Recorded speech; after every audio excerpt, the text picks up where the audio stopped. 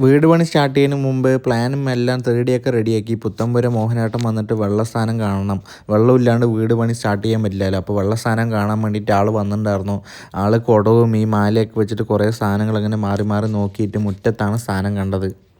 എനിക്ക് അവിടെ വെള്ളം കിട്ടുമെന്ന് ഒരു ചെറിയ ഡൗട്ടൊക്കെ ഉണ്ടായിരുന്നു. ശേഷം ഞാൻ എന്നോടും കൈവച്ചിട്ട് ഇതുപോലെ നോക്കാൻ പറഞ്ഞു. കുടത്തിലാണ് സ്ഥാനം നോക്കിയത്.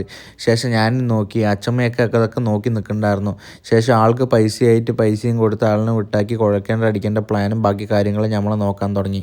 അവിടെ ആദ്യം തന്നെ അച്ഛൻ കുഴക്കേണ്ട അടിക്കാൻ ഒരു ടീം രാവിലെ വരാമെന്ന് പറഞ്ഞപ്പോൾ അവിടെ ഇതുപോലെ അമ്പലത്തിൽ പോയിട്ട് ഞാൻ സാധനങ്ങളൊക്കെ വാങ്ങിച്ചിട്ട് വന്ന് പുണ്യാർ വെള്ളം നിറച്ച് അവിടെ തെളിച്ച് അടുത്ത്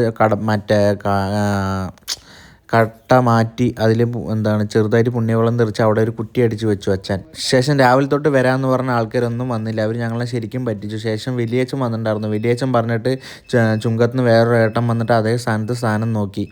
അവിടെ വെള്ളം കുഴപ്പമില്ല എന്ന് പറഞ്ഞാൽ അതിൻ്റെ 3D ഒക്കെ തന്നിട്ടുണ്ടായിരുന്നു. ശേഷം വീടൊക്കെ പാർപ്പായ റെൻറ്റിന് എടുത്തിട്ട് മൂടിയിട്ടുണ്ടായിരുന്നു. അന്നും അവർ വന്നില്ല. പിറ്റേ ദിവസമാണ് അവർ വരാമെന്ന് പറഞ്ഞത്.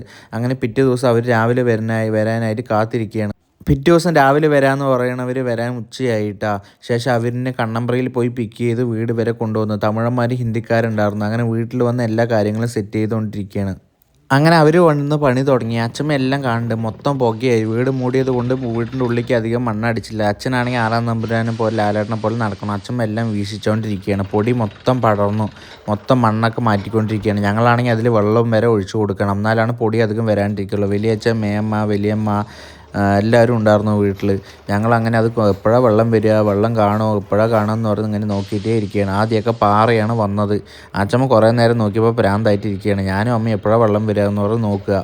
കൂടാതെ അച്ഛനും ഇങ്ങനെ കുറേ നേരം അടിക്കാൻ തുടങ്ങി. ഏകദേശം 1 മണി 2 മണിയാകുമ്പോൾ അടിക്കാൻ തുടങ്ങിയിട്ട് ശേഷം വൈകുന്നേരം 4 മണി 5 മണിയായിട്ടും വെള്ളം കാണില്ല.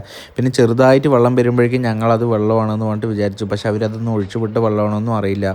പിന്നെ 1 ഇഞ്ച് കണക്കിന് വെള്ളം വരാൻ തുടങ്ങി. പക്ഷെ ആ വെള്ളം മതിയാവില്ലല്ലോ നമ്മുടെ വീട് പണിക്ക്. ശേഷം ഞങ്ങൾ വെള്ളം വരില്ല എന്ന് പറഞ്ഞിട്ട് ഇരിക്കുന്ന സമയത്ത് നമ്മളൊഴിച്ച വെള്ളം തന്നെയാണ് തിരിച്ച് വന്നത്. പിന്നെ അങ്ങനെ അടിച്ചുകൊണ്ടേ ഇരുന്ന സമയത്ത് കിട്ടില്ല എന്ന് പറഞ്ഞിരിക്കുന്ന സമയത്ത് നല്ല വെള്ളം വന്നു.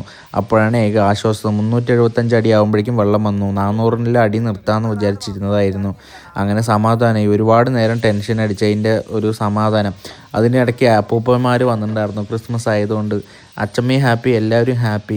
എല്ലാവരും കാത്തിരുന്നു വെള്ളം കിട്ടില്ല എന്ന് പറഞ്ഞിരിക്കുമ്പോഴേക്കും. അപ്പോഴേക്കും അടുത്ത ക്രിസ്മസ് അപ്പൂപ്പന്മാരും വന്നിട്ടുണ്ടായിരുന്നു. അവർ പാക്ക് ചെയ്ത് പോകുന്ന സമയത്ത് എന്തായാലും എല്ലാവരും ഹാപ്പി ആയിട്ടുണ്ടായിരുന്നു. കൂടെ വീത്ത്, അബി, മണി, വിഷ്ണുവേട്ടൻ വന്നു പോയി. എല്ലാവരും ഉണ്ടായിരുന്നു വീട്ടിൽ. അവർ പാക്ക് ചെയ്ത് പോയി. ഇതാണ് കുഴൽ കിണർ. ഏകദേശം 375 അടി ആഴമുണ്ട്. ഉറവയിലാണ് പൊട്ടിയിരിക്കുന്നത്. പിറ്റേ ദിവസം രാവിലെ റെൻറ്റിനടുത്തൊക്കെ തിരിച്ചു കൊടുത്ത് വീടിൻ്റെ മുറ്റമൊക്കെ ക്ലീൻ ആക്കുകയാണ്. പിള്ളേർ വരെ പണിക്ക് നിന്നിട്ടുണ്ടായിരുന്നു. അവർക്ക് പന്ത് വാങ്ങിച്ചു കൊടുക്കണം. ശേഷം ഇതുപോലെ ഒരു ചെറിയ മൊന്തയിൽ കെട്ടിയിട്ട് ഇറക്കി. 60 അടി ആകുമ്പോഴേക്കും വെള്ളം വന്നു കേട്ടോ. അച്ഛമ്മ വരെ ക്ലീൻ ആക്കണം. ആദ്യ വെള്ളം അച്ഛമ്മനെ കൊണ്ട് കുടിപ്പിച്ചിട്ടുണ്ട് കേട്ടോ. എന്തായാലും ഒരുപാട് സന്തോഷം.